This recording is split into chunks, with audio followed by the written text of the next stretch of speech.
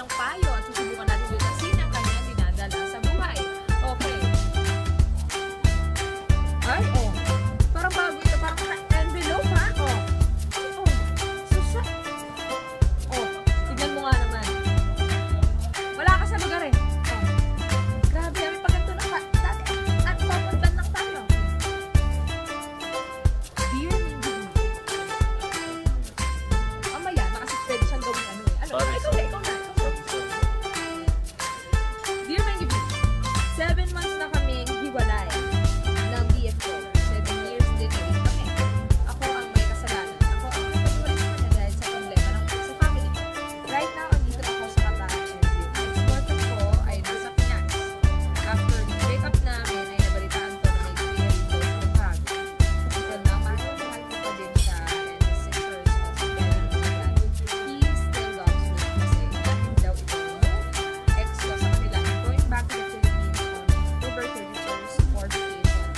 I'm so hoping na sana magbabalikan pa namin. Promise I don't know if it's the right thing on sincere. May Grace Manlubatan. Ayan.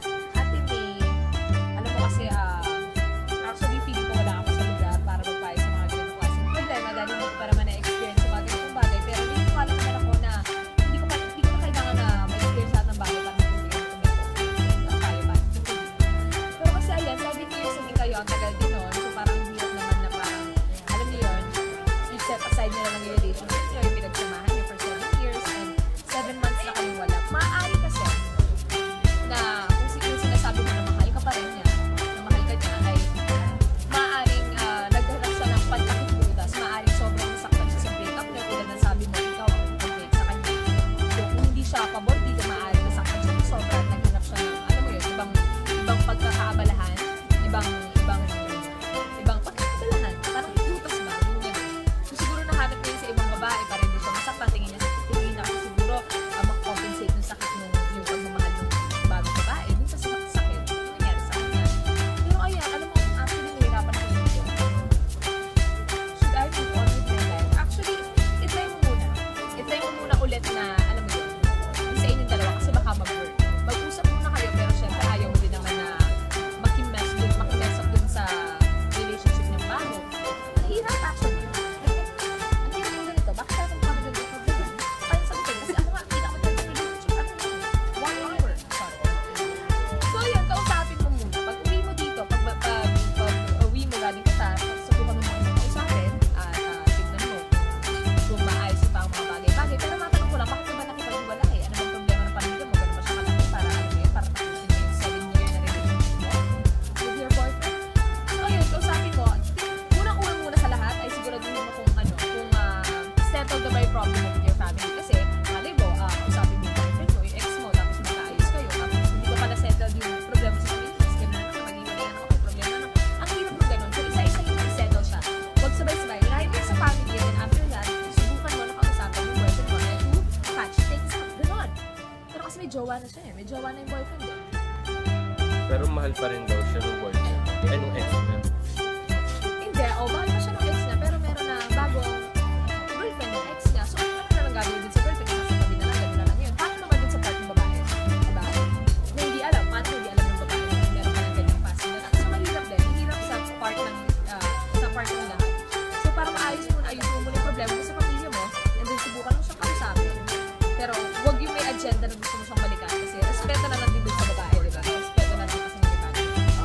Relationship, although sabihin mo na mahal mo siya, mahal ka niya, mahirap pa din kasi may masasaktan sa inyo. Alam mo yun? So, ayan, kasi isayin mo muna ayusin, tapos subukan mo kung maayos nyo sa inyo ng ex mo sa usapan. Ayan, and everything will fall into place eventually. Huwag natin na ipigil yung mga bagay-bagay. Alam mo yun? Kasi baka mamaya, hindi pala talagang may nangyari for a reason yung breakup nyo. And kaya kung bakit hindi ko na kayo. So, yun. Sabi ko sa'yo, wala kasi sa lugar eh. Wala kasi sa lugar, wala kasi sa lugar.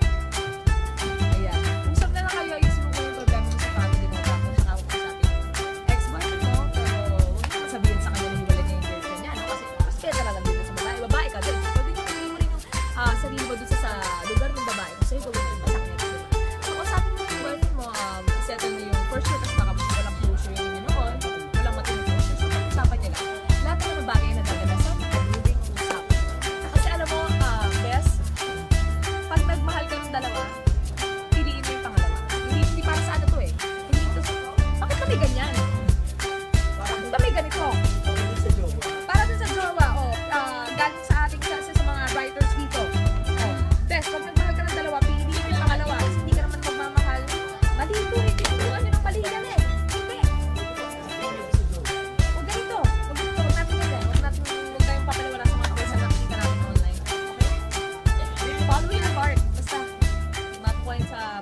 usapan. Yun lang. Yung email natin.